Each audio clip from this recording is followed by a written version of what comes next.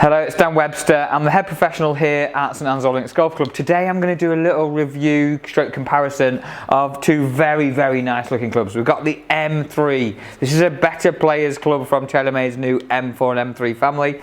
Slightly cleaner looks, a little bit thinner top edge, slightly smaller blade. Against the Rogue Pro, again, the Rogue irons, they've got the Rogue X, Rogue and Rogue Pro. So it's that slimmer profile club. Rogue Pro is 31 degrees of loft and the M3 is 30.5 degrees of loft. This is a 7-iron, not as strong as some but still very powerful. So what have these brands done to help get that ball airborne? They've both put tungsten weight in the sole. TaylorMade have put 15 gram of tungsten. Don't know the exact amount Callaway put in, but they've done that. So weight in the sole, again, just helps get that ball airborne despite that strong loft. What else have they done? Again, the hot face is variable face thickness on the Rogue. So what that means is there's consistent ball speeds from across the face. In the TaylorMade we've got a rib core and again a reinforced face, more consistent ball speeds from across the face.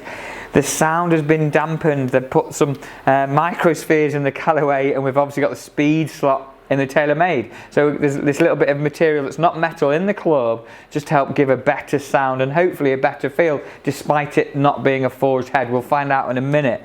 So both look good initially. Shelf appeal is fantastic. Both similar prices. So let's put them head to head and see who can outperform. Is it Team Callaway, Team TaylorMade, Rogue versus M3? Okay, let's give it a little whack and see how they stack up. So I'm going to start off with Rogue first, okay? So straight away as a setup to this, remember when you're getting custom fit, use the ball that you play, use the ball that you would choose. If the custom fitter doesn't have that, take your own. If you're in a studio like this, you can do. It just gives you a bit more accurate readings because why get custom fit with a ball that you don't actually play? Balls can change performance quite considerably, and if you don't know that, maybe go and spend some time having a ball fitting. So when I set up to Rogue, that looks superb over the ball, really nice clean looks. Let's see how it performs. Nice strike, a little bit left, that's me slightly pulling it, but good hit. Felt good off the face, do like the strike, like the sound of it, the tech they've put into that, good numbers as well. We'll look at them in a little while, but yeah, definitely looks nice behind the ball. That was a better strike, not as far left, good hit again. Wow, these come off hot. Definitely feel good. Wow, okay, final shot. Okay, a little bit heavy that time, but straightened it out a little bit as well. So time to swap over. Again, it wasn't a great of strikes that, but pretty good again. It's time to swap over now. We're going to hit M3, put them up against each other. So first thing I noticed with M3 is the speed slots down the side. The idea of that is to give me a little bit more forgiveness. So if I do slightly hit it off centre, again, hopefully I'll still get the same ball speeds. It does look great again. It looks really neat behind the ball. Let's see how it stacks up. So yeah, that was a little bit off the toe strike. Thankfully, the speed slots down the side doing their job. It's a good hit again. Good carry. Quite like that. Looks good, feels good, sounds nice. Both of these clubs are going up against each other this year on the marketplace. But who performs the best? Nice strike again. Like the look of that. Final shot. Okay, so now one thing I wouldn't be expecting today to see much of a difference in these two clubs. They both do the same thing, they both claim to do the same thing.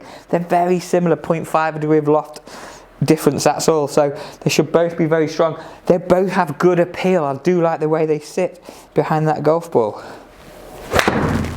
Okay, good hit again. Seems to have flown a little bit further. So 3 nice shots. First strike with this was a little bit toey, let's see how that affects it, and final shot with the Rogue was a little bit heavy. Apart from that, I'm quite happy with the shots. Let's see the numbers. Okay, so we'll do a little compare here. So let's go compare Rogue versus Pro. Okay, so first things we're seeing straight away, ball speed off the Rogue. The Rogue is the blue line, the red is the M3. Ball speed's a little bit slower, 3 miles an hour slower, Rogue That's interesting. One thing I try and do here, I've not hit these clubs, I've not put them up against each other. These are real reactions. This is me seeing these numbers for the first time. So I'll tell you what I see. Ball speed 115 off the Rogue. Launch angle the same. We know the loss very similar. My strike was very similar. Carry distance 166, running out to 177 with the Rogue. Ball speed 118 with the M3. And you can see on the red line on the screen there, it does seem to fly a little bit higher. A little bit more spin as well, 5.1 spin. The Rogue's very low spinning, 4.6. Carry distance 170, total 181. Now for me, straight away, this is doing a little bit more for me. It's giving me a bit more height, a bit more ball speed, and a bit more spin. Let's just check peak height. This is quite important. Peak height averaging 37 with the M3 and 35, so it gets to a high height. The weight in the sole of this M3 seems to be getting that ball up in the air, helping that drop and stop. Okay, that's interesting. I'm really impressed with those two clubs. Both look the same. The TaylorMade today, for me, just edges it. It's performing a little bit better, comes off a bit hotter, but also spins a bit more and drops down a little bit more. So as strong as it is actually coming in better to the greens.